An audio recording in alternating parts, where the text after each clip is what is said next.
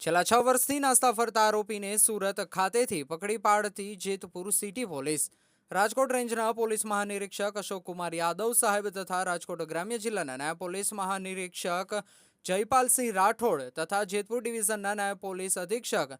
રોહિતસિંહ ડોડિયા સાહેબ નાઓએ parole furlough ફરાર ગુનાઓમાં તેમજ કોર્ટના પકડ વોરંટનામાં નાસ્તા ફરતા આરોપીઓને પકડી પાડવાની સ્પેશિયલ ડ્રાઈવ આપેલ, જે અંગે અમો પોલીસ ઇન્સ્પેક્ટર શ્રી એડી પરમારના સીધા માર્ગદર્શન હેઠળ જેતપુર સિટી પોલીસ ટીમ નાસ્તા ફરતા આરોપીને પકડવા સારું પ્રયત્નશીલ હતી. તે દરમિયાન police head constable Anirudhsinh Jhala તથા પોલીસ કોન્સ્ટેબલ જયેન્દ્રસિંહ જેઠવાને ખાનગી રાહે હકીકત મળી હતી કે જેતપુર સેશન્સ કોર્ટના સેશન કેસ નંબર 03/2019 મુજબના કામના પકડ વોરંટના આરોપી શૈલેષભાઈ વસંતરાય રામદેવ પુત્રા મૂળ રહે શિવમ પાર્ક જેતપુર વાળો છેલ્લા આશરે 6 વર્ષથી કોર્ટ મુદતમાં હાજર રહેતો ન હોય અને હાલ સુરત ખાતે રહેતો હોય તેવી હકીકત મળેલ, જે હકીકતના ટેકનિકલ તેમજ હ્યુમન સોર્સના આધારે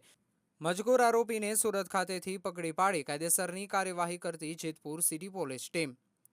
પકડાયેલ આરોપી શૈલેષભાઈ વસંતરાય રામદેવ પુત્રા મૂળ રહે શિવમ પાર્ક જેતપુર, હાલ રહે BAPS મંદિરની સામે હરિઓમ હાઇટ્સ અમરોલી સુરત. રિપોર્ટર ફિરોજ જુનેજા, ધોરાજી.